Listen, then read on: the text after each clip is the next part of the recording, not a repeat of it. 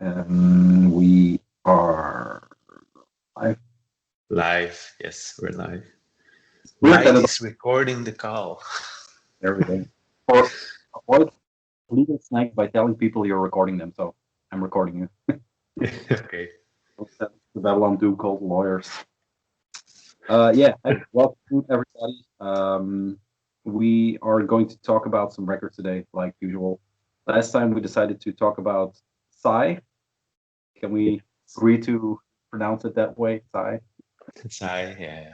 And then the second band is Yeah, I looked. I was looking for what it means, and I also found it's a Greek word. It's pronounced Skàphe. Skàphe. I always thought scape Skàphe, as and it means something hollowed out, something completely, empty. yeah, emptied. Kind of makes sense in a way, but we'll get to it, I guess. News-wise, I don't know. There is nothing much happens. Everybody's working on their end of the year lists, and that's all that is coming. I have news. Yes. Parcels from the UK are blocked. Yeah. I got a parcel from Repose on its way with the new The Sun's Journey Through the Night. And I got the mail yesterday. He got refunded his shipping. What's his name? Thomas. He got the shipping refunded, and the parcel is back on its way to him. And I asked, is it Brexit or COVID related? Yeah, they say it's COVID related, but parcels to the US still just go, and to Europe don't. So I think it's Brexit related. It's weird that you bring this up because just before we started, I don't know where I saw it. It said that shipping was commencing from the US, but there are such big lines, waiting lines, that it's going to take a while, I guess. I'm still waiting on a package from Mesaka in oil, and it's been shipped to Europe, but it's in transit somewhere. So I guess long waiting line. But yeah, I see a lot of people complaining about lost packages or having to wait. But I think I think I had one lost package in 3 years, and now I have like 5 in 2 months. From Babylon Doom Cult? Yeah, even just a tape to Belgium, which I sent as a letter. Gone. Weird. Parcels to, and especially parcels to Holland. It will show up eventually. It's just, can you imagine the clusterfuck at sorting centers around this time? It's actually a bad idea to send out records and tapes during the holidays or the end of the year, because everybody's buying from Zalando and and it's I wonder, the parcel cannot just disappear. So it has to be somewhere. Yeah, and it's a lot of those were Shagor records.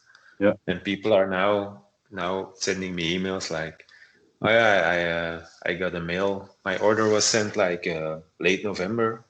Mm-hmm. It still didn't arrive, but now I'm out of Shagor records. So that's annoying. Or one guy who ordered the Skàphe record. Yeah, I'm out of those as well. Shagor, I can manage something. I can ask the band if they send a copy or so, but Skàphe is just they're all gone. So that was a question I had for you, but answered by this.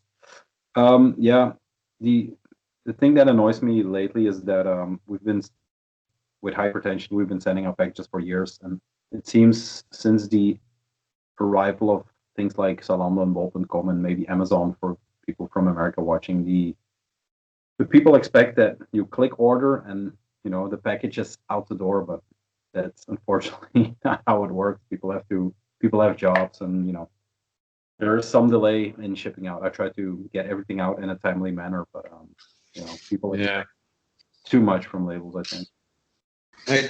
People don't complain about that to me, to be honest.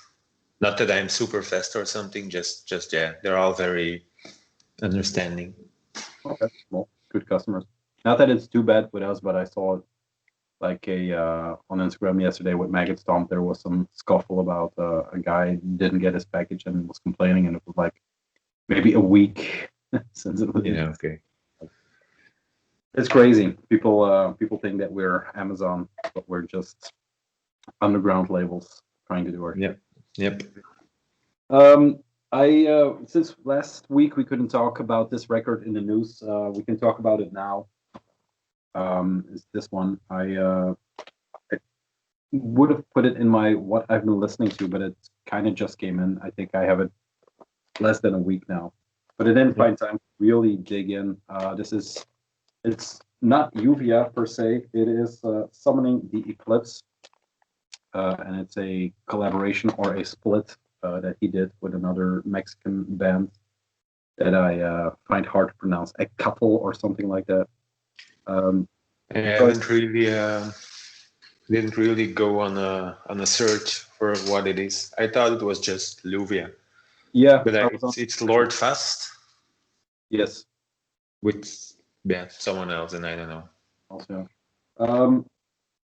after the first track, I got the feeling he had been listening a lot to the selected ambient works from Aphex Twin. But it's just a short piece. There is a definite side A, side B, in the sense that side A is more Uvia, if you will, and side B is more what you're talking about, the more of the ambient and almost into techno. So it's a bit of a a bit out of left corner, I would say, because it's not just black metal. It's everybody heard Uvia and was expecting a new Uvia full record. It's not a full record. It's a collaboration, maybe an EP. It's quite long, so it's weird, but yeah, there seems to be three color variant. Do you have the record? Yeah. Which one did you have, or did you get? I got a black one. Black one. Okay.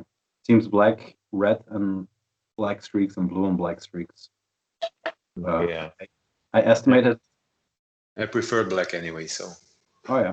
Okay. Well, that worked out perfectly. Yep. Estimated there would be maybe 1,000 pressed in a video. I talked about it. It seems I was a bit off. I'm not going to reveal the number, but it's definitely not 1,000. So we're still wanting to get a copy. I think now is the time to get it. Yeah, I think both Amorfati and Van Records are closed. Yeah, for now. Yeah, but I think those are the only ones carrying it. Oh, Van had it too. That I didn't know. Yeah. Well, maybe it's still there. Last time I checked, it was still on Amorfati, so maybe after they open back up, it will be still there. Yeah, that I don't have. That's it for for new things, I guess. I have been making packages since we did sale, so there's nothing much else to do. Want to dive in? Sure. Which one first? Yeah, let's start with Skàphe. Okay, Skàphe. Did you listen to it? Yes. I listened to it sporadic while making packages, and then today I did a crash course and went through all of it at the same time, which was basically a bad idea. Yep. Just a second. I have notes. I've made notes. Yes. Not a lot, Okay. but I do have some notes.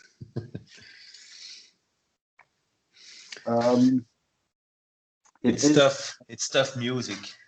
Yes, it is. It's very dense, and I think you can listen to it for 50 times and still don't really get what Alex Paul is the main guy, I think.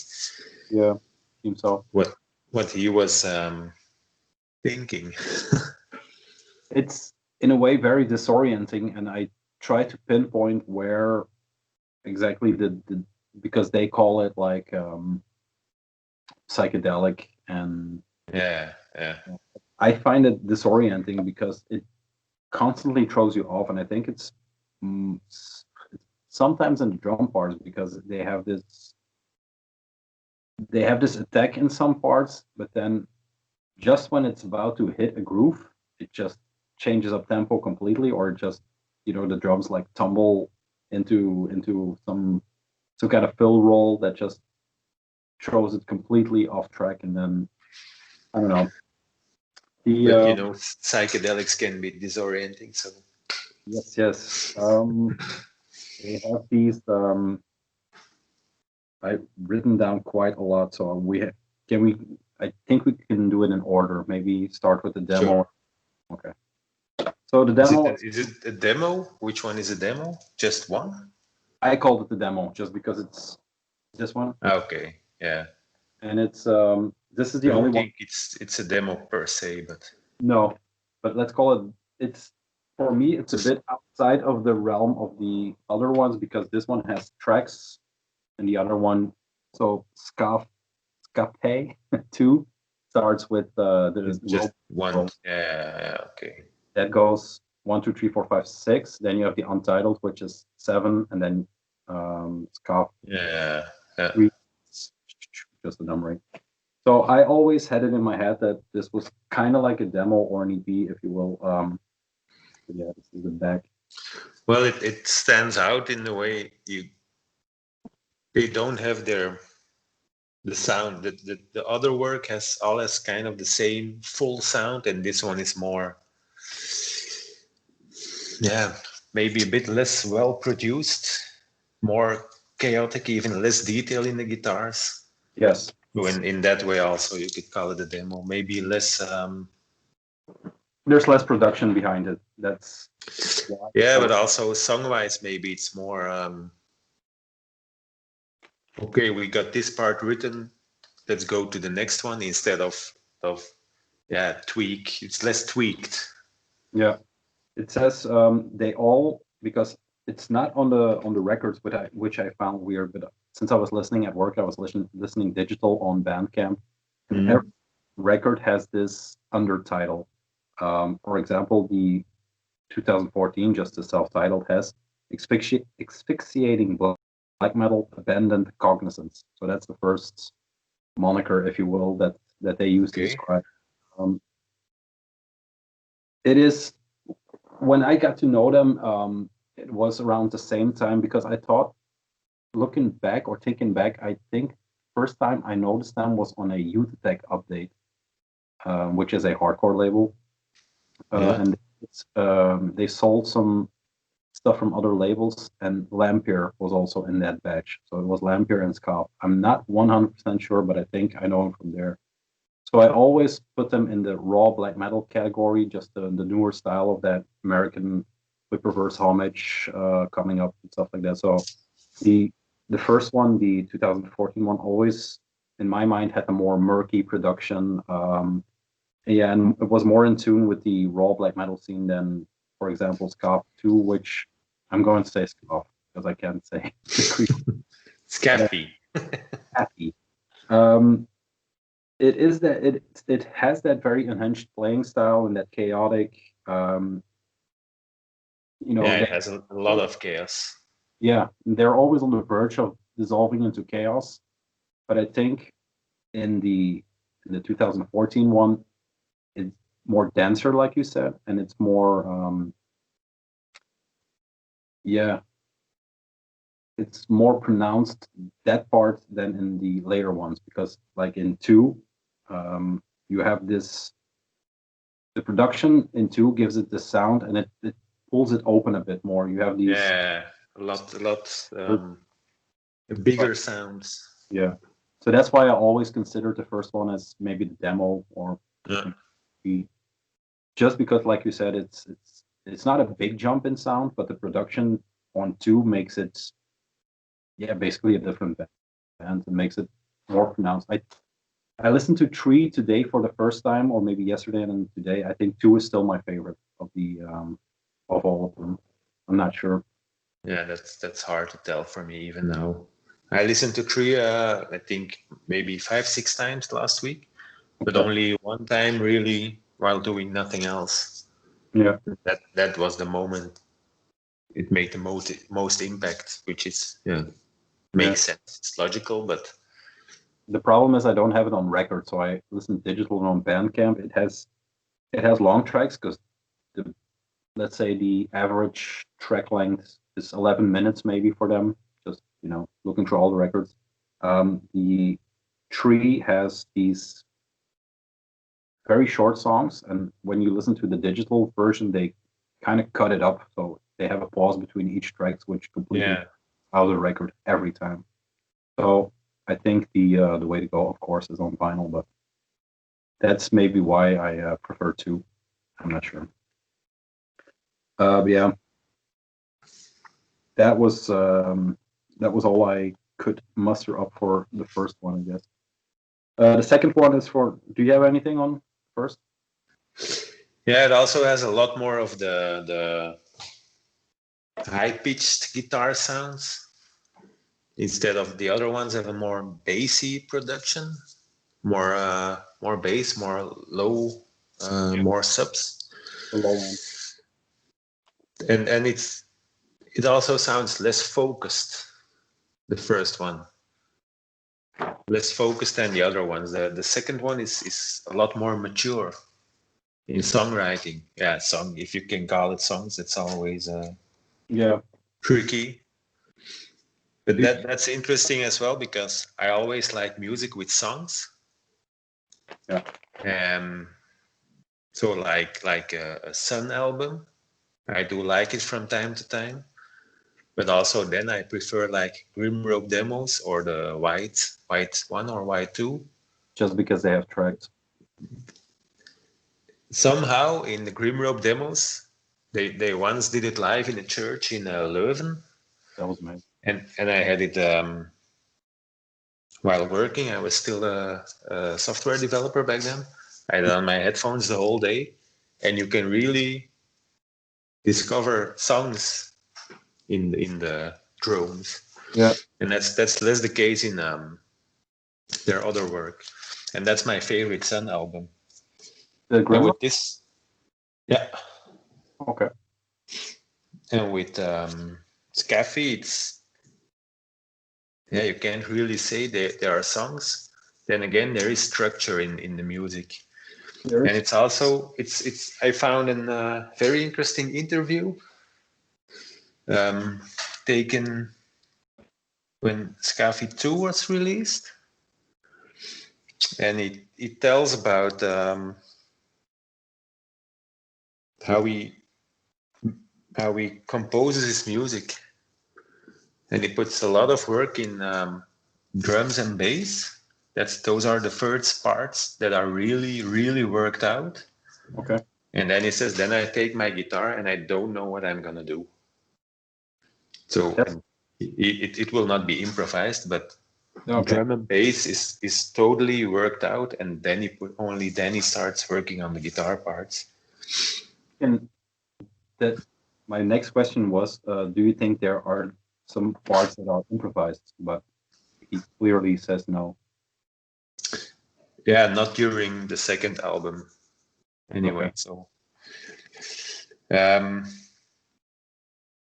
the second album, the subtitle is called "Delusion of Hope, Shackled Consciousness." Okay, where do you find those subtitles? Are they on Bandcamp?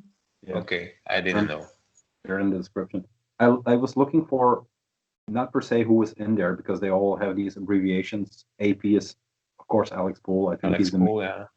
But there's Icelandic people in there too, if I'm not mistaken. Yeah, DG is Dagger from Mistigning. Mistigning, yes. And then J, which I don't know who that is. JB, that's the guy from, they're in a lot of projects together. Yeah. And Theogen, Kutvaiki, Chaos Moon. Yeah. I think they're also in Hexano. Yeah, if you JB, wait, you have there. His name is not a secret. It's Blackburn, and the other guy. They're two brothers, and JB is the drummer, and the other one, just a second. He's S Blackburn. I don't know his name, but they're both in Accursed Eons, Chaos Moon, and Theogen. Kutvaiki, Skàphe, Ex Esoterica, both. So As yeah, this one, the collab we're going to talk about in a few minutes, I guess. But if you and start looking into that scene, into those musicians, it's incredible where you end up. There's even links with Russell Butler and stuff like that, so it's insane yeah, the amount. yeah, and links with the Zwarte Doutes plays in Gerstkester with them. Yes, So that's linked to I have Aged Records. I have like 5 records when we finish this that are sort of like a playlist, and that Got Ghosted is definitely in there. Was in my top 10 last year, I think. Yeah, it's great. Um, But also the Entheogen, which I didn't really listen, also a great record. Today I listened to the Echaton Memoir of Chaos Moon, yeah, yeah. also great, less melodic than I remembered. Mhm. You also have especially the drum sound and the chaotic drumming was reminiscent of Skàphe and all the other projects. And then I also re-listened to Grondwerk today. I don't know that one. That's also a great album. It leans a bit towards Black Curse, but where Black Curse is more on the death metal side, this one is maybe more on the black metal side, but black metal, yeah, like Skàphe. Good Viking. Good Viking, as in good, and then Yeah, if just go to Skàphe on Metal Archives and then yeah, click okay. on Alex Poole and then you will find it. They only have one album. Good Viking. I will. Viking. I also re-listened that Martrud EP. Yes, that's interesting. That's also especially the second track. A lot of ambience going on. I think when Fallen Empire called it quits, they had 2 or 3 bursts of records that are just that they could done another year or two with. They Yeah. those were those records. I think they quickly dissolved, and then Mystic Chaos just took their place and just kept going with it. I'm not sure where that label is right now, but yeah, Fallen Empire. I think it's the same guy from Fallen Empire with another partner, I thought. Yeah, something like Not that. sure, but I followed yeah, it. but those are the only ones I picked out. I think Intelligent and Good Viking are the only ones. In, Good in Viking is 2018. yeah, Theogen 2017. Yeah. I'll put. I have a paper where I jot down links to put in. It seems people are really. Some people are really gravitating towards the podcast because I had a lot of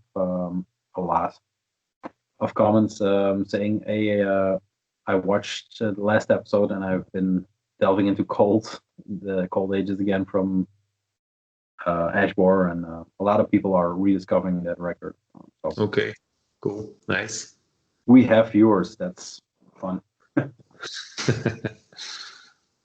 All right. So yeah, Escape 2. The two and three are more linked together for me than the first and the second one. Yes. It's the third one is maybe a bit more atmospheric than the second one, bit more open parts. He also very consciously tries to balance out the really what do you say it verstickend Suffocating. suffocating parts. He builds enough of open just parts to calm down peaks and highs and lows. Yeah. That's very conscious. I will link you the interview. It's very interesting. Machine music or something. Is it from Alex Poole? He has been interviewing. Yeah, it's him. It's him.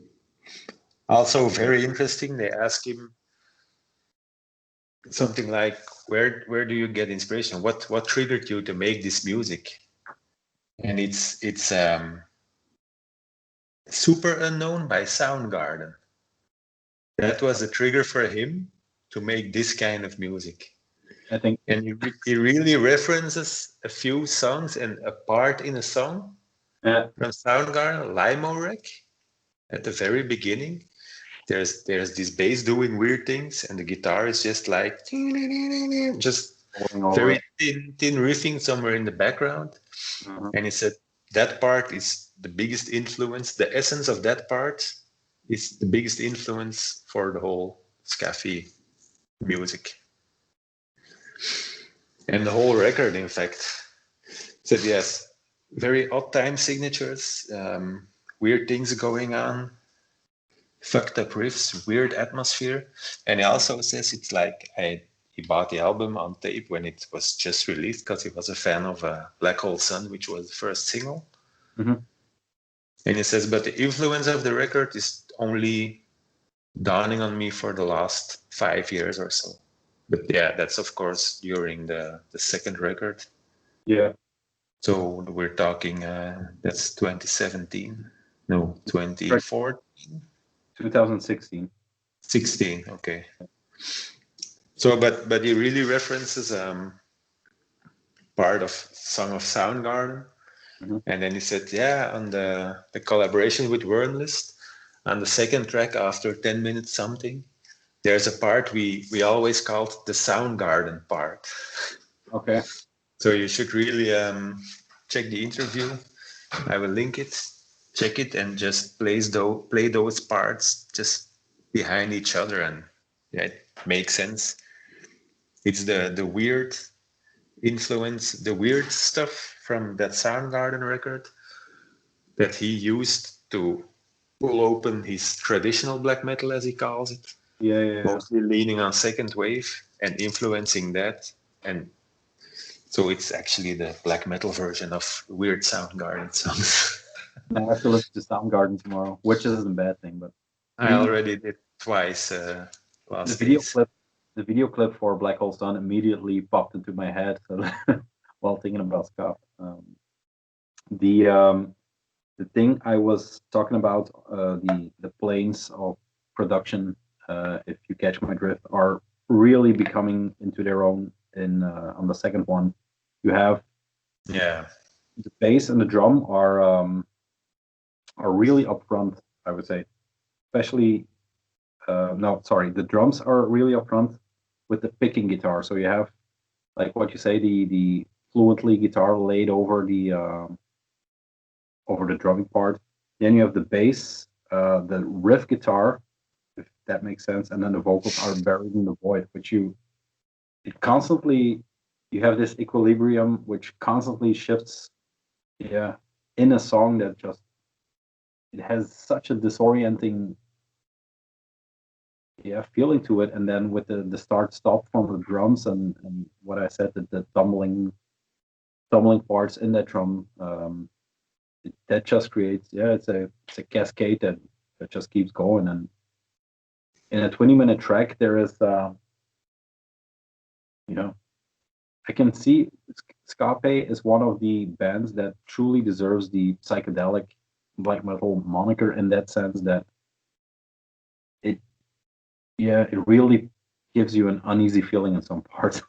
It's not that you get scared or anything, but it just that disorienting feeling, the fact that they don't have a groove or a pattern or a sequence of drum parts or anything. So first chorus. Yeah. Nope. Yeah. I think the only resting point, because on the second record, the third track, it has a very heavy intro, and then it kind of becomes a normal track. So that's, if you look at it in 1, 2, and 3, like a big part of one story. There's only a few times, because you talk about he builds in these resting points. But in my opinion, I didn't find too many resting points. So in the third one, there are certain parts where the bass takes over and the drums are still going, but it's for Skàphe, those are resting points. Yeah. And he says he he really has to balance it out, because otherwise it's just too much. And he also has a 35-minute limit for the length of an album. Oh, okay. Which with the third one it's like 36 and a bit, but I think that's a good thing to kind of give yourself some rules or borders, because this is a kind of music that can easily go on for hours.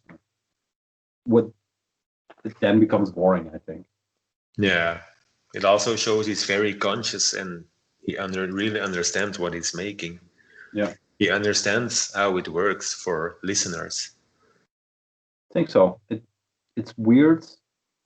That was one of the things I was thinking about. It's weird that it stays interesting, because there's not a lot of. Yeah, It's not a lot that's of that also per se. also mentioned in the interview, that it's very otherworldly music, like you're standing on the void of on the edge of an unexplainable void, but it still has a human factor in it, and it Yeah, still has a musical and a sort of an not art, because a lot of art is non-human. A lot of people do something to keep it interesting, but Skàphe really stands out by having still interesting music. There are a lot of bands that just go, oh, finally we have this sound and we write 5 songs and okay, but they forget to make interesting music. yeah. Focus on sound and atmosphere, stuff like that. But yeah, And that gets bored after 10 minutes or so. they also think about the entire album, and not just, let's just say you buy a standard album, there are 3-4 really good tracks, and then there's the rest of the album. And they're definitely not the only one doing it, but from start to finish, it's like you Every say, second counts. yeah, every second counts. Definitely when you're working in these parameters of 36 minutes maximum, stuff like that. They hold you over the void, and then just when you think they let go, They drop you, and then they use the force to get you back. No, it's very interesting music. Yes. I don't know if I can tell a lot more about Tree than No. about you. Those two or three are very linked for me. Tree is maybe a bit less dense, more laid back, I was gonna say, but let's call it less dense. Maybe I think the third one is the most listenable, in the sense that it's less dense than the first. It's less chaotic than the second. Maybe even a bit more open sound as the second one. Yeah.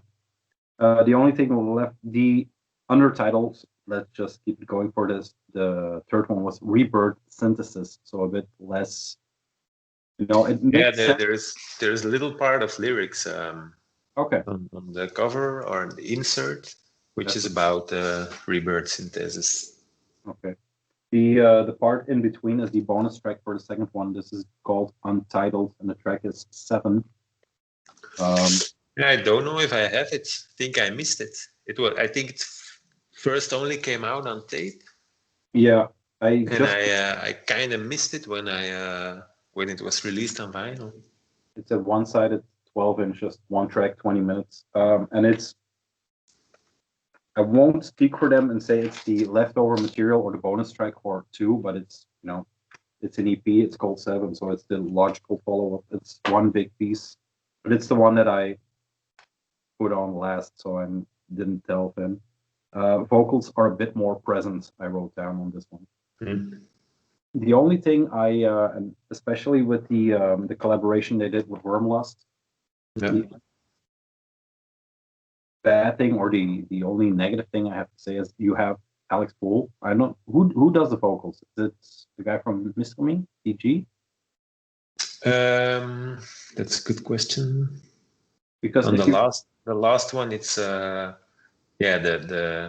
JB does drums, and the rest is unknown.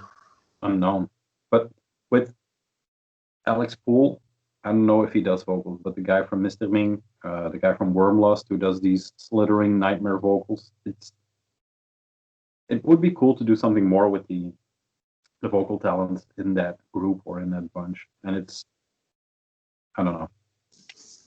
I think I read somewhere the guy from Wormless does vocals on the collaboration. Okay. But then again, indeed, it's not something they don't stand out as you're not wowed or so by the vocal delivery. I wasn't wowed with the collaboration in total, but I'm usually not with collaborations. They rarely work for me. I can't think of an example. But yeah.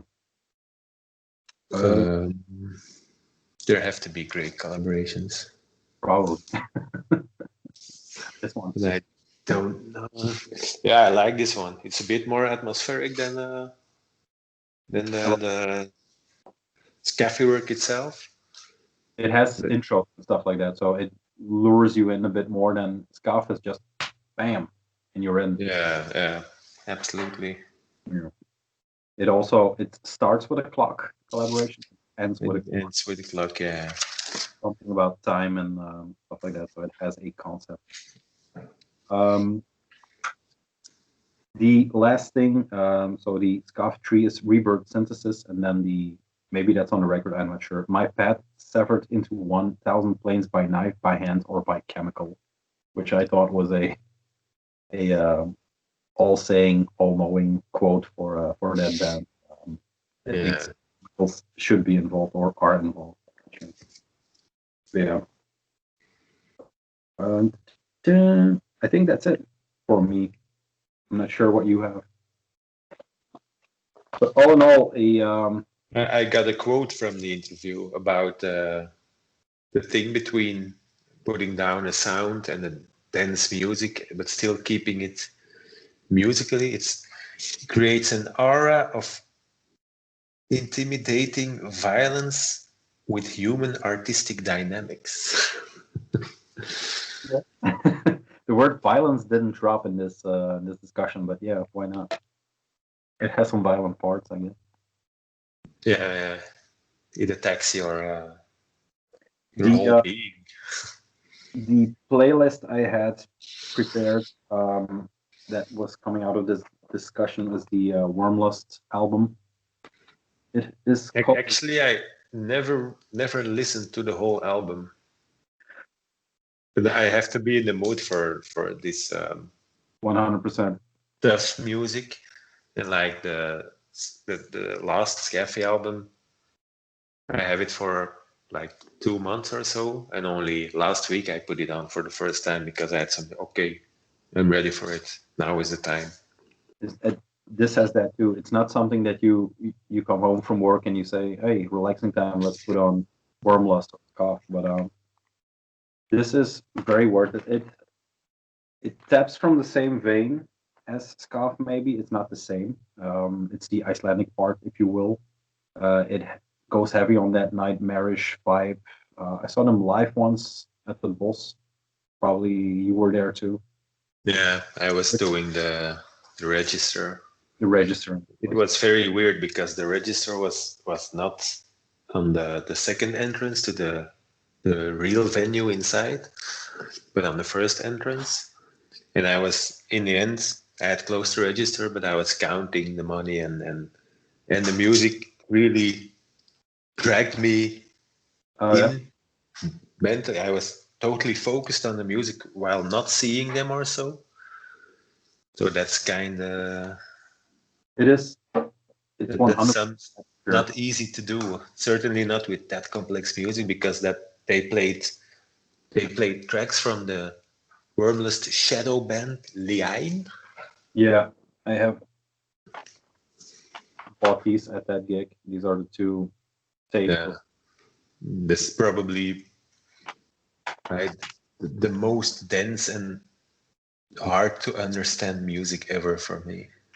Yeah, I mean, I have these for, I don't know what year it would be. I think about 3 years ago. Something like that. I still haven't really, No, it's yeah. I have quite a lot by them, but it's just because I'm a junkie.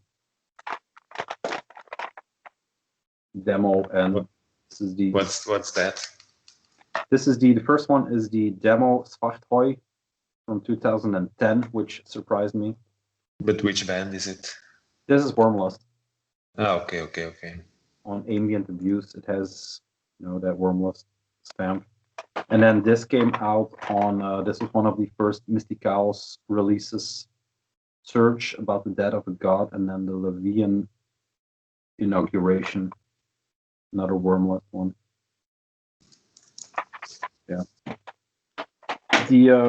The thing we haven't talked about is the Lovecraftian vibe it has. I saw it pop up when I started looking for Skàphe. A lot of people were talking about the Lovecraftian connection, but I don't know where that came from. Maybe just a nightmare. I don't know a lot about Lovecraft, so it's something easily said but never explained. The second one, so you have Wormlust, and then you talked about it already, the Machtrot, yeah. Which is also one of the late releases by Fallen Empire and Terratur Possessions, 2 labels. And then you said them all. This is the Chaos Moon. Yep, it's the only one I have from them. Chaton Mémoire? Chaton Mémoire? No. Echaton Mémoire. Yeah. Eschaton. Je ne sais pas. Blood Music and Fallen Empire. And then the last one, and which is maybe my favorite, but that's because I'm a Spartacus fanboy, the Gadagaster with the Slit Throat Requiem. Yeah. Yep. Oh Lord. I got this from you. Still one of my favorite albums ever. Yeah, that concludes the Skàphe. Once and for all, it's Greek, so it's not escape. I always thought it was scape, like dreamscape or endscape. Or okay. Yeah. I thought it was Icelandic. Oh yeah. Because of the accent and. Yeah. But I thought I'm gonna talk about it. I have to know how to pronounce it because Skàphe or Skàphe or Skàphe. I didn't bother because I knew you would look it up, so I didn't bother. I have this for trade. If you are interested, this is the Untitled 7 on tape. True Van Gander and Mystic Chaos. I have a double. Maybe. I'm not talking to you specifically, but anyone. I saw you can then, easily get it the final through Discord. So yeah, it's readily available. Are they all readily available? I didn't look that up, but the Untitled is. I'll check. Like I knew that the tape for the first one, let's say the demo 2014, that was on my want list forever, and that never showed up again. Always regretted not getting that. Well, the first one, yeah, it's like €10 on Discogs. Now it is, but it had that peak. Now I have it on vinyl, so I don't. Okay, but that's unavailable in none. So that's Discogs user who hasn't got his shipping terms on point. Yeah. So it will be $26.66 plus €12 shipping. Nope. So that's quite a lot for a tape, if you ask me. We are 43 minutes in already, and we only talked about Skàphe. I always thought it would be the last thing talked about, but Sigh should be equally long. So, people, if you're watching this, we'll see. We're in for the long haul, I guess. Yeah, you gave me some homework with Scorn Defeat and Infidel Art. I should split up into 2 people. The guy that listened to it for the first time and the guy that listened to it for the 4th time, I guess. The guy that listened to it the first time, I don't know. I hated it. I absolutely hated it. Both records? Both records. Okay, I always think Scorn Defeat is pretty. Yeah, it's pretty okay to listen to. It's not too weird, or Infidel Art is kind of weird. I know. Listen very closely. The guy that says I hate it is a guy that listened for the first time. So when you listen to it for the first time, completely out of the blue, the only thing I knew about Sigh were the covers, that they were from Japan, and that I had this preconceived notion of what they may sound like because I know it was Japanese black metal. But is it Um, black metal?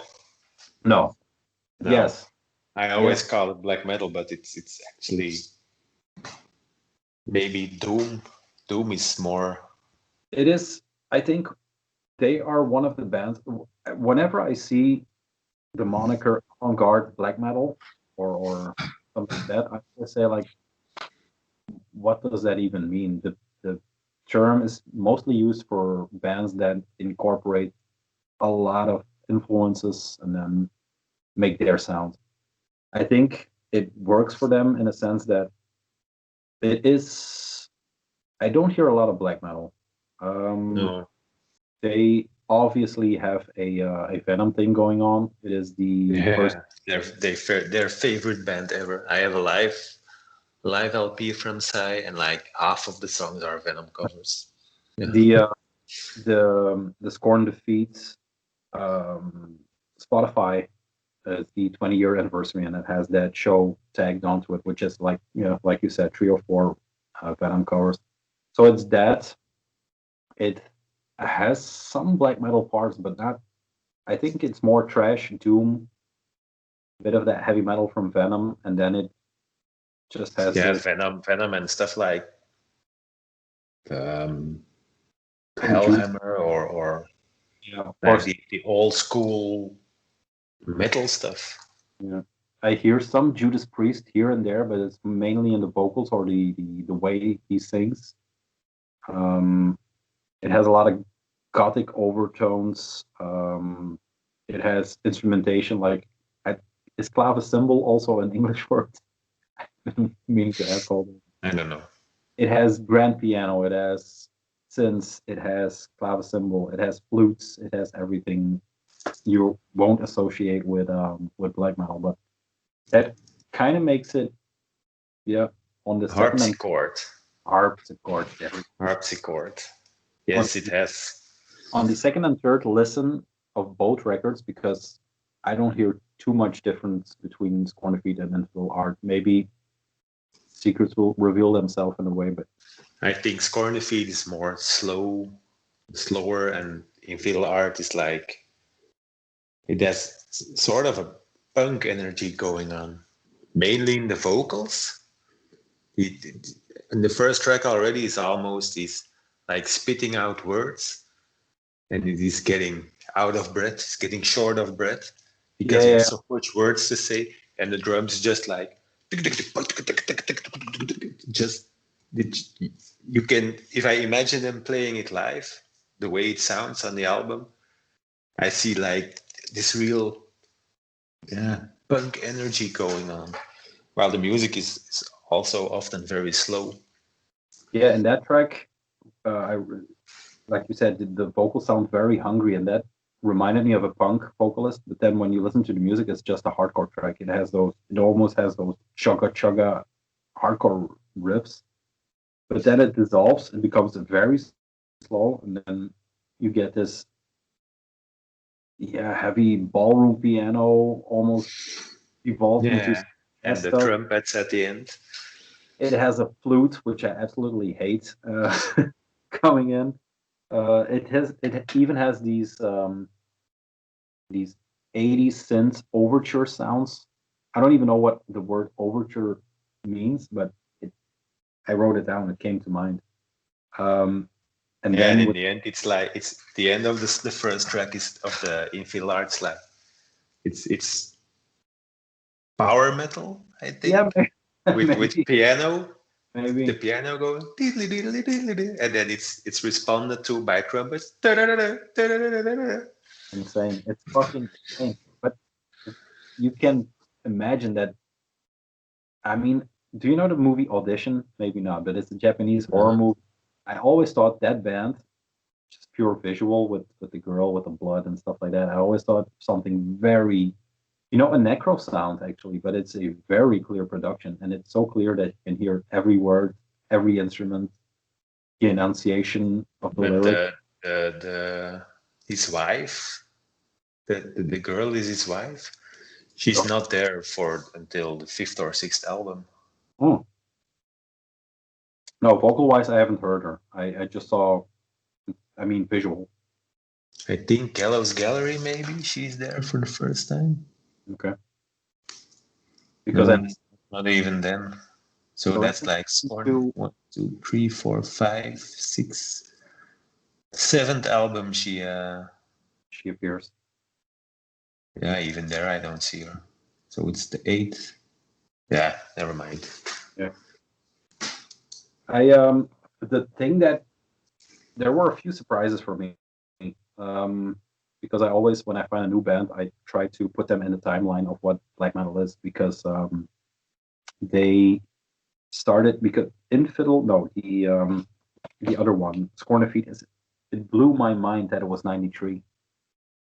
Absolutely blew my mind that it was that early. Looking back at it and looking at their discography, it makes perfect sense because they have like 10 full albums or whatever. But looking back at what 93 was in black metal, because it always has that connection to black metal, since it's on Death Like Silence from Euronymous, so you can avoid that it has that connection. It is pre De Mysteriis Dom Satanas. It is in the same year that Under a Funeral Moon was released.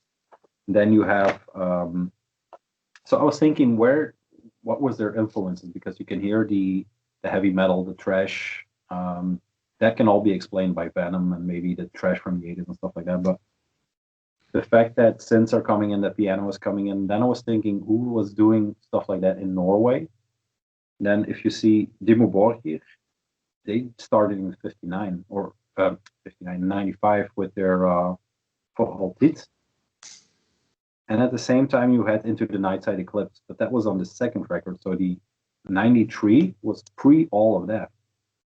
So are they the first to combine, like synthesizer and black metal and that weird instrumentation? I have no idea. But like synths and piano and harpsichord and trumpets, horns, flutes. Yeah. Maybe the influence is traditional Japanese music. Yeah. That was not clear, but I mean, it had to be Japanese folk influence coming in. But I was thinking about how they were influenced, or who they influenced. How the thing is, I'm interested in timelines. Who is where? It was interesting, and that's why I was so surprised that they were 93 and 95 with those albums. That just absolutely blew my mind. The fact that they were on Dead Like Silence Productions for the first. They were released after Euronymous was dead, but once again, they were on the radar of that entire. Yeah. I always wonder how that went back in the days. Yeah. How does Euronymous know Sigh, and how do they know like a band like Mayhem? Tape trading, I guess. Zines and tape trading. Yeah. Still, it seems like almost a coincidence they found out about each other. 100%. And then it clicks, and then you write them a letter, and it arrives. Because also back then, yeah. I know he had this. He had this office, if you will, where he had this world map with pins in it from where bands were active and stuff like that. So he was not only was he influential in the fact in his music and stuff like that, but I think also in that connecting worlds together. Because I had to look it up, but I forgot the Slayer Mag Diaries from Italian. If Sigh was mentioned in there somewhere, they had to be. Yeah. I don't have it here. It's upstairs in the attic somewhere, buried. So first listen, absolutely hated it. Couldn't make sense of all the parts connecting. But that's for me. That's the difference between Scorn Defeat, which is sort of easy listening, and a lot of Celtic Frost influences, stuff like that. And the second one is for me is the Avant-Garde album, yeah. which goes all over the place. Yeah, they even for example, the Zombie Terror, that track, it starts with these that's not a fucking song, and then it just goes into a Pink Floyd track that lasts for 5 minutes. Then it goes into a Doom track. I love their Doom parts. They are bordering the cliche, but they are very, very good. And then his vocals over it. Like, I don't know the title of the track, but where he sings like, my desolation. Yeah, it's just raw energy all over for me. Even in the Doom parts, it's raw energy. It's very, very sincere music. I have two. The Regret That Planet. That's that vocal. It's on Scorn Defeat, I think, in Ready for the Fight. And then in the Infidel Art, I Am the Lord, when he sings that. I am the Lord. That was what reminded me of Judas Priest. The Ready for the Final War is the first track I heard from them on, once again, Black and Volume 1. Yeah. If you don't know black metal, folks, check that one. And you're up for a good start. That's for me. Yeah, you can go on and on forever. There are it now kind of fits in my schizophrenic Japan, all those bands that like Sabbath. I pulled out some Abigail, which is my favorite Japanese band. Some releases by them. They all have these. They are sponges. All these bands that just soak up all the influences and then just explode into a sound of their own. Is for a bit much, but they always have add their own sauce on the. Yeah, especially these guys with, like you said, the traditional Japanese instrumentation and stuff like that. Then you haven't listened to the rest, because the one after that, Hail Horror Hail, has a lot of like soundscapes and computery sounds. Mm-hmm. And Imaginary Sonicscape is like, that's a chill, laid back album. Okay. But then when you get to Hangman's Hymn, that's super power metal-y and a lot of trumpets and really high tempos. It's all over the place. I kind of lost. I think I still have Scenes from Hell. But looking back now, the first two really stand out for me. Infidel Art was your favorite record, no? Ever? Yeah, that's certainly one of my 5 favorite metal albums ever. And let's say 10 albums in every genre ever. That's why I persevered and just something. I don't know. I never went beyond those two, so I heard those two. I went back. I listened because I was thinking, is there a demo? And there is one 7-inch tape thing that I heard that is not special if you heard the 2 albums, but once again, it's worth, I guess, checking out.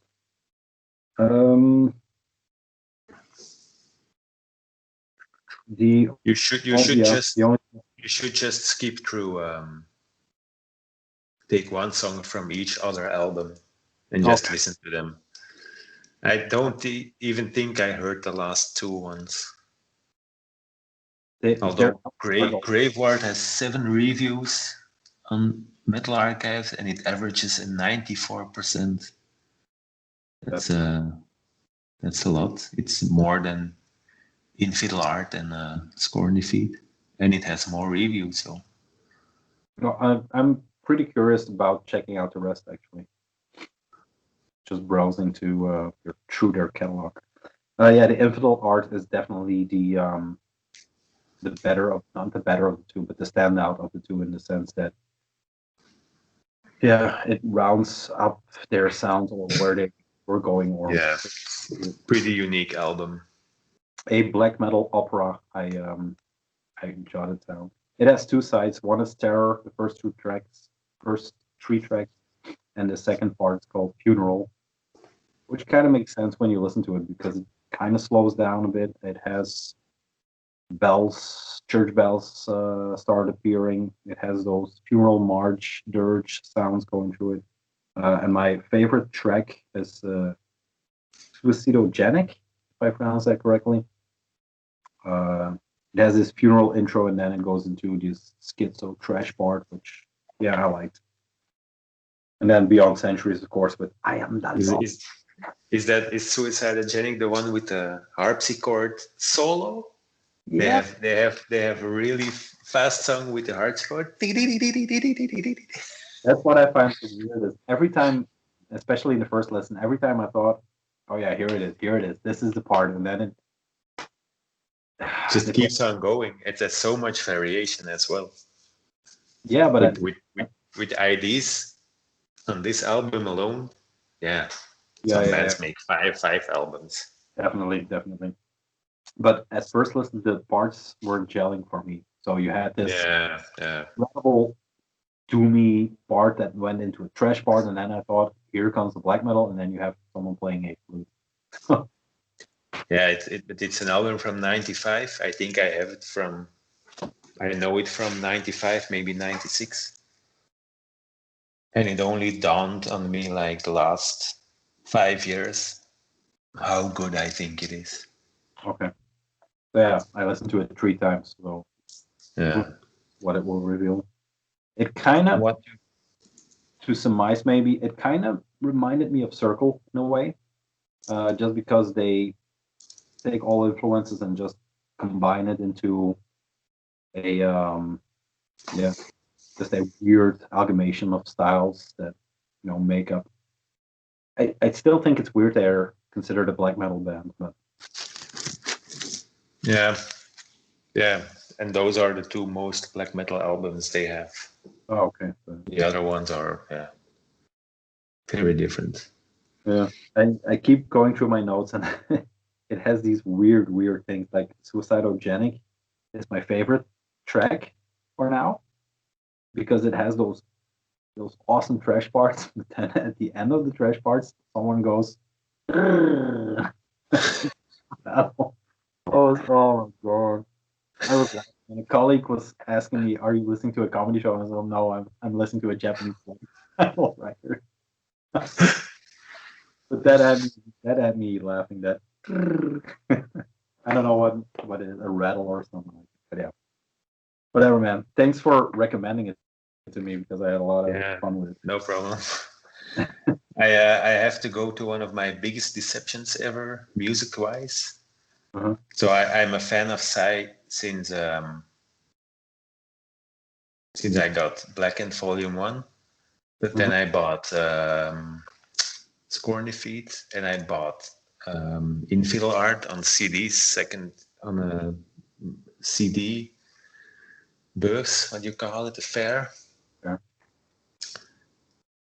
For 300 Belgian francs, €7.5 back in the day. Unthinkable now. So it must have been, let's say, 1996. Mm-hmm. And then the first time ever I know they came to Europe was Roadburn, 2013. So that's 26 years after that. And I really wanted to see them. It was such a bad show. It was actually. It was laughable. They had like an altar, and they had like the book which catches flame, but then it was with the female, and she had like angel wings full of blood, but then the white angel wings, very big, and she sings with like almost a shouting death metal voice. Mm-hmm. But then they opened the book and it didn't catch flame, and then it was almost Spinal Tap. Because They closed the book and they put it on the altar, but it kept on burning, so they had to put it out. And it was in the main hall. It was on the afterburner, so on Sunday. And it had the visuals of Costin Cioriano, the Romanian guy. Mhm. And he has cool drawings, but when he makes a video clip or so, or Okay, moving visuals, I was moving somewhat. visuals, I don't get it. I think it was the same year Napalm Death played their slow set, Yeah. and parts of the visuals were coming back, like it was supposed to be some kind of waves, but Mhm. all the same. And then you had these saw blades coming through, really cheesy and yeah, just plain bad. And you had the same image reused for the sideshow. So I was like, come on, what the fuck is going on? I saw them again at Roadburn 2 years after or so, the year after. It was a lot better, but still, yeah, you can't put in fiddle art. You can't put it on a stage, I think. And songs from Scorn Defeat are a lot less complicated and more simple and more accessible. They worked well, but yeah, they at Roadburn they had like at Grasspop they had like 35 minutes or so. That's So true. that was it It, was by far the better show between oh yeah. Grasspop and Roadburn. Yeah, Roadburn was really really bad. It was a very very big deception for me. 26 years waiting, and then Yeah, but people around me were just laughing, saying this is ridiculous. that's maybe the worst show at Roadburn ever. Then. Could be, could be. Okay. Well, let's keep it at that. We just passed the hour mark, so that's not bad for us. Let's do what we've been listening to and call it quits for today, because Yes. next time, I think maybe next week, we are going to do our top 10. I'll see how many I can get. We're Won't be more than 15 or so. no, Yes, definitely not. Maybe I only have 7. Maybe I have 12. I'm doing top EPs and top records for the channel, so I can put all this Okay. together. So yeah, have you been listening? Is there something new that caught your attention? Yeah, I got a few questions from customers for this one. Yeah, make Spectres review. and Teeth on Into Endless Chaos, which is a pretty interesting label. Not many big names, but good stuff. What label is it on? Because the vinyl version is on. Spectres and Teeth, Into Endless Chaos. It's a German label from Leipzig. They organize the fest. Yeah, they have bands like Reveal, or this year they would have had Invention. Okay. And bands like Lugubrum are headlining. Okay. So it's really, really just they put together the fest they would like to see themselves. But it's really, this one is all actually a bit. I hear some Alcadale and some Witch Trail in it. Do you have it in the distro? I think I still have copies. Yes. I would like, because I thought it. I was confused because the tape copy is I think on Grondwerk. Huh? Grondwerk. I don't know. I wanted to get tapes, but he said he was sold out. So I think it was. If I'm not mistaken, it's the third one out of the new batch from these guys. This is Gates of Londra and Forgotten Shrines, and these are the guys from Brand and Kringa and stuff like that that have a tape label. But I saw that one pop up as the third one, if I'm not mistaken. I could be confused, but Other versions. other versions, yes. Cassette is also Into Endless Chaos. That's weird. Very weird. And it was. I ordered it, but it was sold out when I ordered. And I also could get like copies of the vinyl, but then he mailed me, I discovered 2 more boxes, so you can have more. Okay. Well, I'm very interested in that one. Please keep copying, especially with the audio. Okay. Yeah, Alcadale is mostly in the sound. Yeah. There's this dirty, like greasy sound. That dildo sound. The sound is very lubricated. No, but and Witch Trail is more in like the riffing or so, the kind of edgy, yeah, hooky. No, edgy is maybe not the right word, but riffs with edges in it. Angular. And yeah, something like that. Okay. I ordered these from what's the label? Leverkraan. Oh yeah, And when I completed the tapes, yeah, 2 new tapes from. Okay, those. Yeah, no. So I ordered them. the Jeffrey from Witch Trail has a new project. Okay. Which is very and they are released on Levertraan. Do you know? But it's very Ishtem it's called. Ishtem Bastok. It could be solo work from UC from Circle. So it's in the crappy Casio drums with repetitive guitar on it, which goes on for 10 minutes. Okay. Stuff like that. I'll check it, but I have enough records that sound like that. Fair enough. All right. I have been checking out. Well, I tried to check out because there's just too much. But Mysticism Productions, Zwarte Autos, once again dropped 3 new records in 1 week. Yeah. And then the 2 Griftes Kimpfning that are only digital right now. I saw New Era had the Dierdoden on CD, and the vinyl is coming out on New Era. I'm not sure. I think so in January. But yeah, that's the Griftes Kimpfning. That's 4 records in 1 year, so it's kind of hard to keep track, but it's insane. It's the last one is an EP. It's 3 records and an EP, I think. 3 full lengths and an EP. But yeah, I don't know how long it takes. Maybe the EP takes 30 minutes or so. I haven't checked yet because I have only 1 record of Griftes Kimpfning, and it's kind of a thin sound. Yeah. And that it just didn't catch on when I put it on. I have 0 records of that project. I think for now the Dierdoden is my preferred one. That's the one I also have in the collection. The one I've been listening to since I've been listening to those records is the Grave or Grief record, Grave, which is still blowing my mind.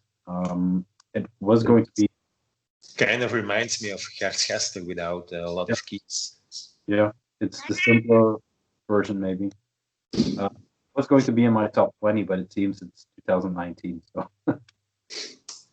alas. I've been listening to that. I've been listening to Lugubrum for the first time ever. Which album? I've listened to a very first one and a very last one. So I've been listening to Zuivering, and then the Walker Cartel. Yeah, and then the Walker Cartel. Those 2.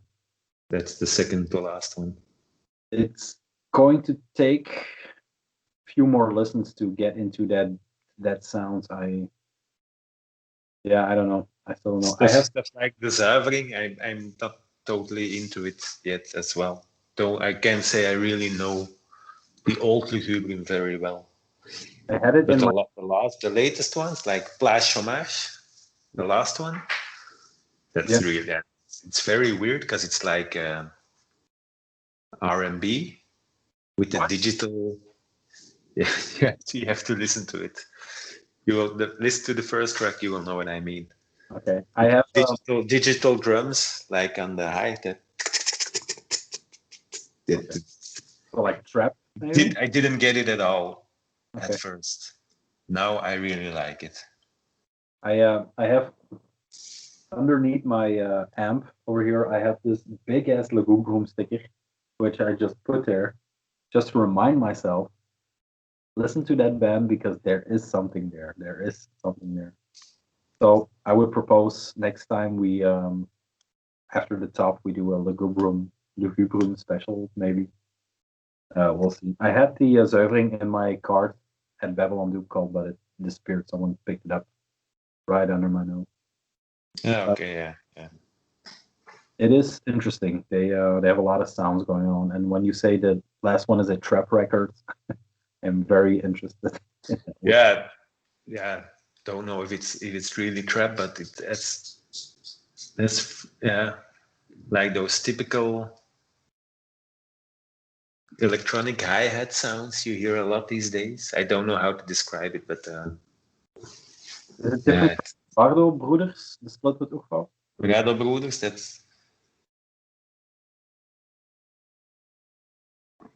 it's different. Okay. Rado Brothers may be the link between the previous ones and the last one. The last because one. the last one is Splash Homage, but like Wakker Cartel you've been listening to, is it with almost a reggae track on it?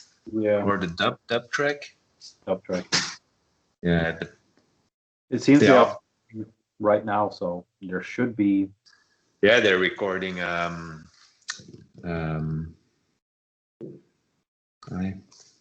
lot of people, Albino de Congo too, I think. Yeah. Oh no, the what is it? It's a 2, so it's an old album with 2 behind it. So it's a re-recording or Branetron 2? Right, let me check. I think I can find it pretty easily. I think it's that one. They have a very active Instagram all of a sudden. So. Bruine Kroon. Yeah, that's it. So it's supposed to be a follow-up for Bruine Kroon, I think. The brown metal. We'll see. Bruine Kroon Part 2 is a hashtag, so... I've always been very interested in that band, but never found the right entrance, if you will. So that's why I chose an old one and a new one. Yeah, but then the zuivering is really straightforward and lo-fi. If you take the Vette Keuken, it's also lo-fi, but it's more accessible, I think. And then if you go to the Ware Hond, it's almost like a jazzy, with 4 long tracks, if I recall correctly, with very jazzy bass lines. Yeah, some Born and Club of Gore-esque. Yeah, no, because that's very stripped down and slow music. Yeah, this isn't just like that, but I guess. yeah, and the last ones are. The last one is once again different, but Wakker Cartel, and the one before that, what's it called? Herval, I think. Yeah, Herval. Yeah, they're kind of just weird. Yeah, music. Yeah. And then you have Albino de Congo and Fast Lion, Fast Oignon are really good. We have to think about to structure that episode or what we're going to listen to, because we can't listen to it all. That would be no, that's too much. All right. Do you have anything to close out? I have one more. But you have to counter listening to Skàphe, I went up to my attic where the biggest part of my record collection is, and I just took a lot of albums which are not Skàphe. Indeed, except we already talked about it, Death Scepter. I took a lot of not per se easy listening, but Forever Changes by Love, one of my go-to albums if I don't know what to put on. This is super, super good. It's from the same age as The Doors. Yeah. And Love was going to a concert where a lot of music industry people were invited, and they had The Doors opening for them, and The Doors went with a big contract, and Love stayed a bit behind. But this one is really, if you like psychedelic. Sorry? It's a classic. Yeah, very much. And unappreciated. Yeah, I don't know if it's underappreciated. I know I bought it like after I've bought it like 4 times or so just to give it as a present. I gave it to P from Music City. Because yeah, people like that who devour music have to listen to this one. First Funkadelic. Also, this one growing to be one of my, growing in the top 20 ever, I think. The latest one from Algiers, There Is No Year. Algiers. Very hard to categorize. Is he the one from Block Party? I have no idea. I think it sounds a bit like that. Yeah, I think the guy from Block Party is in there. Possible. Put on the first Alice in Chains. Perfect. Al Stewart. I'm a sucker for Year of the Cat. And the track before that, don't know it. It's like super produced Radio 2 rock. That sounds like an insult. Yeah, but Year of the Cat and one stage before I played them to death. Year of the Cat. Golden Void, which I passed by going through my records. Henrik Palm, he's the bass player, I think, from forget the name of the band again.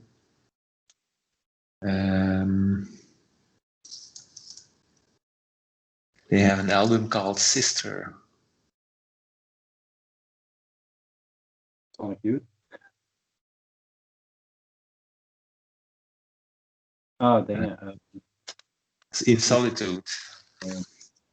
I saw this one in a record store in Copenhagen. Which and one? Henrik Palm. Many Days. He also has a new one this year, and I just listened to it once, but it's also very good. Is it the guitarist? I think it's the bass player. Okay.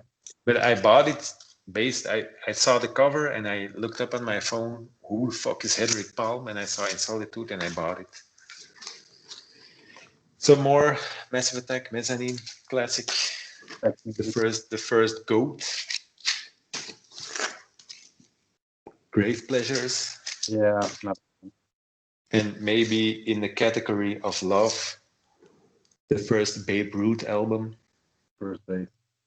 That's also, it's female fronted, energetic rock from, I don't know, 70s or so. Yeah. So yeah, it's a lot, but I'll listen to all these records just once. I put the tape somewhere, but I can't find it. I've been listening to Seep, Souvenirs of a Necrosadist, which is a 3-song EP. Death metal, but very good death metal. One-man project. He plays all the instruments, drum, vocals, guitar. Incredible tape. And the last thing I wanted to just SEEP? Yeah, SEEP. I had it here somewhere, but I can't seem to find it.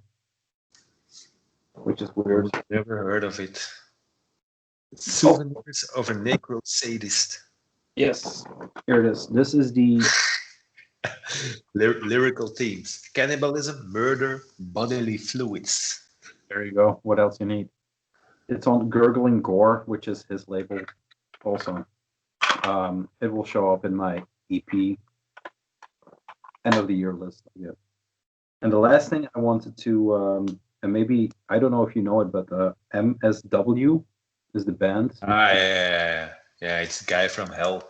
Yeah, the Oblivious. It's the guy from Hell, but I listened to the record and I thought it was the guy from Mizmor because it sounds like Mizmor. The guitar sound is very Mizmor, and also track-wise, it reminds me the emotion and the melodies coming from it sounds very Mizmor to me. I think the vocals are a bit more harsher and sharper than on a Mizmor record. I don't have that. Mizmor always had that well-rounded sound for me, even though it's could be harsh in some parts. This kind of caught me off guard, thinking it was sound like hell, but maybe a bit more black metal just in the vocals, I think. Sure, I didn't delve into it too deep, but it seems like an interesting or yeah, I mailed Adam from Gilead. Yeah. Because I want to get the Mismor, the Michelet 3 LP, and the MSW, and the new Mismor with Andrew Black, and the new Heretical Sect, and stuff like that.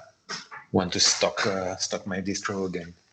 Unfortunately, I already saw all the Yellow Eyes finalists is sold out at the moment.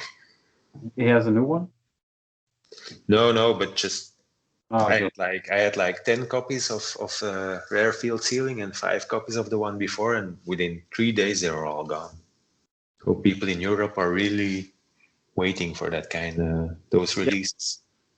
There are not many hubs to get those records. I think they're super expensive. It's a risk. It's a risk. I still have Krellis records, which I sell for I think 32 euros. It's a risk to take them in, but I'm such a fan of Mismor. Yeah. Especially the Yacht album. If you ever have the time, you should listen to Yacht with the lyrics. Yeah. It's such an emotional album about struggling to not kill yourself. So I listened to it quite a lot, certain period in my life.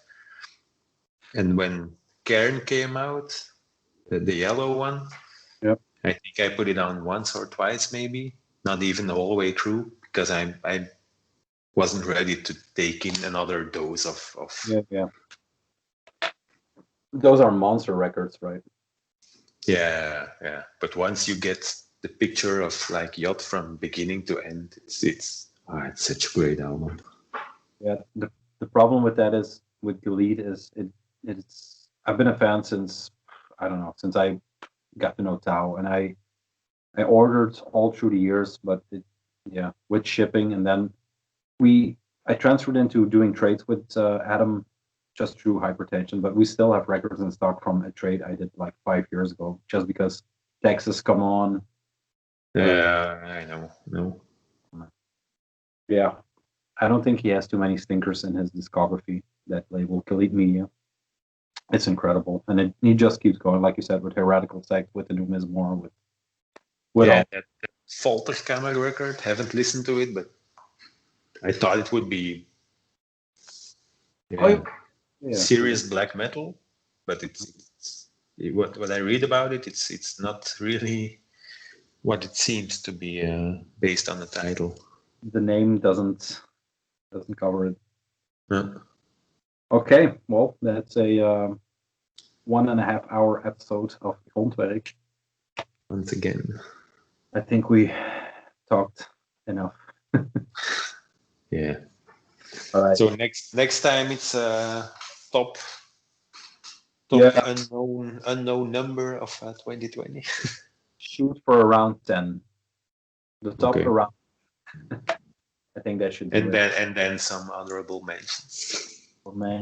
You know how that should go. So yeah, that's that, and then we'll figure out how to tackle Lugubrum in the next one. Yeah. And I think by then, when is Alkyril coming out? Is there a date? February 5th. Okay, so we're nearing that. That will be an episode, I guess. Yeah. A lot to look forward to. Okay, well, thank you to everybody. I'll thank you just because of tradition, and I'll see you next week. Week after, we'll see. Ciao.